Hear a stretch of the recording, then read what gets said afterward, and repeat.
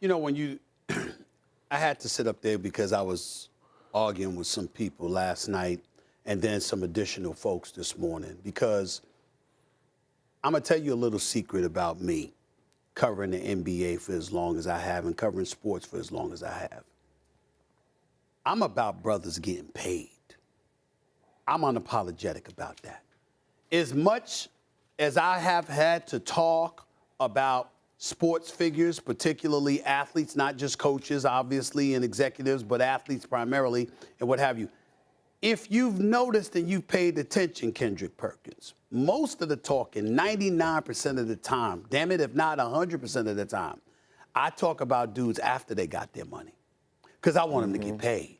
I want them to get paid. We understand the society that we're living in. We understand the challenges that we face, particularly as a black community. We understand a lot of stuff that's going on, okay? We get all of that. And I want brothers to get paid. But I also want to send a message that we're about earning our money. We're about going out there and putting in that work and making sure that you understand we're going to show up. You understand? And I looked at Kyrie Irving and I looked at Kevin Durant last night. And I know that Kevin Durant is a hooper all day, every day. He don't give a damn. He want to play, he want to play, he want to play. And I get all of that. Did you see any pain, particularly from Kyrie Irving, Kendrick Perkins? Did you see anything that said, you know what, it really, really hurts? We just got swept. I mean, this is pretty bad. This really, really stinks. Oh, no. He was smiling on the basketball court. You know, hugging and singing Kumbaya to his former teammates in Boston and all of this other stuff. He was hugging, he was smiling. He goes up to the press conference. He's cool, he's suave. Because you know what? You got the offseason. Guess what? Kyrie Irving's got time off. Lo and behold, I mean, surprise, surprise, surprise. There's additional time off for Kyrie Irving. He don't have to work in the May. It ain't even May yet. He don't have to work in the May. He damn sure don't have to work in the June. So now he's got off May, June, July, August, September, and he's got to show up to work 6 months later, all right? 6 months later in October. And that's after having about 50 games off this year, okay?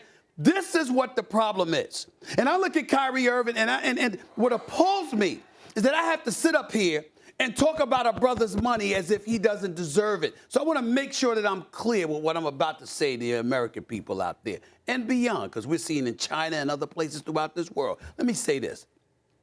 As I've said before, Kyrie Irving is worth the money. The brother is box office. And when I say to you, I would never give him a long-term deal, I'm not implying that I wouldn't give him the money. What I'm saying is it would be an opt-out after every year if I could pull it off. You got to show up to work. Because that is at the heart of all of this. Kendrick Perkins, if Kyrie Irving was there throughout this season, do the Nets get swept in this series? I don't think so. I think everybody knows the answer to that question is no. There might be a better chance for them to win the series. I still thought they were going to win the series. There's no way in hell they get swept if they're an actual team. The problem is they're not. And when you've got a guy like Kevin Durant, who is the franchise player, we know what's inhibiting Joe Tsai, the owner. We know what's inhibiting Sean Marks, the general manager. They want to do one thing, but they know KD might be against it. You can't alienate that, brother.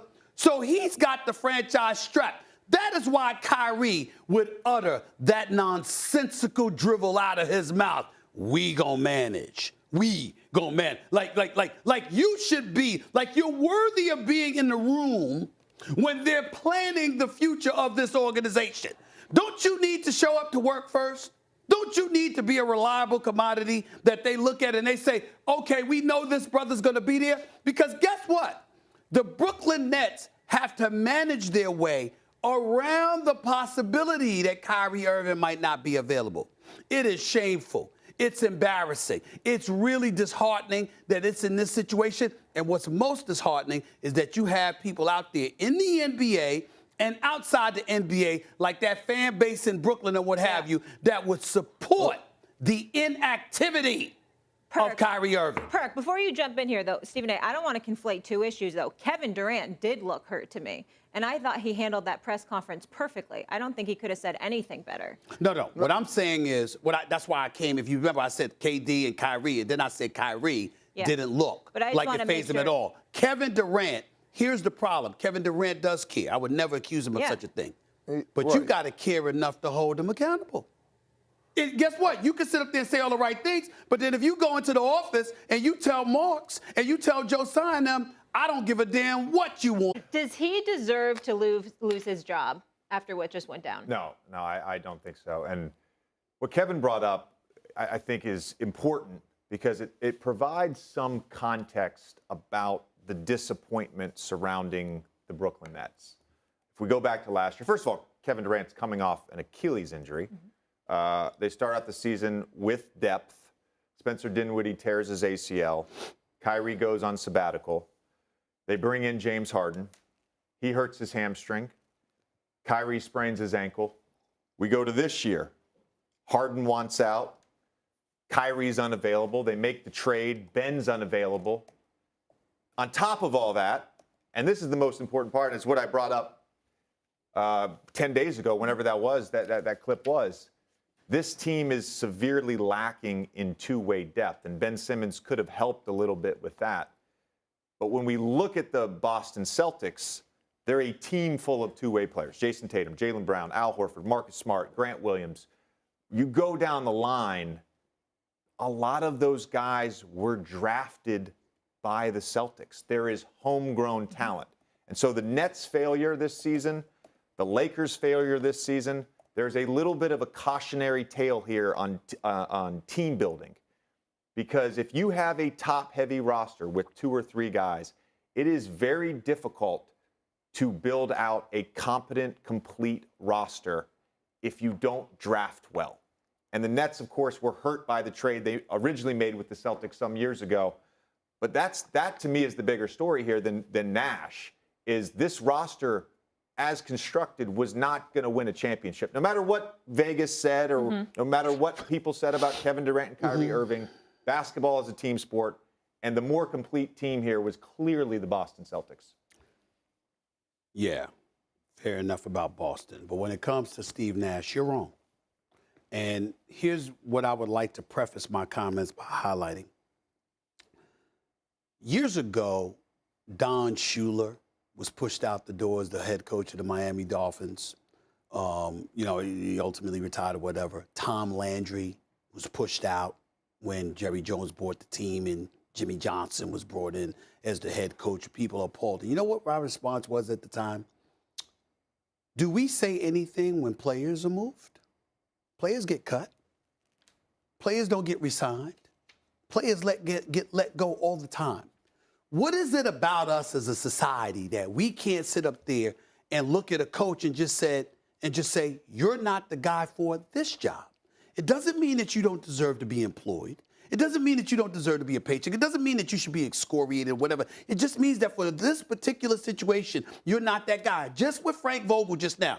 We all know, J.J. Redick, it wasn't Frank Vogel's fault.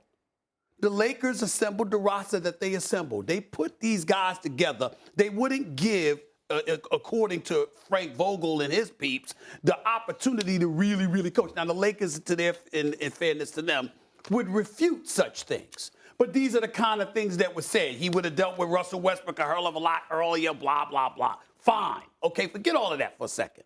We go to Steve Nash. I like Steve Nash.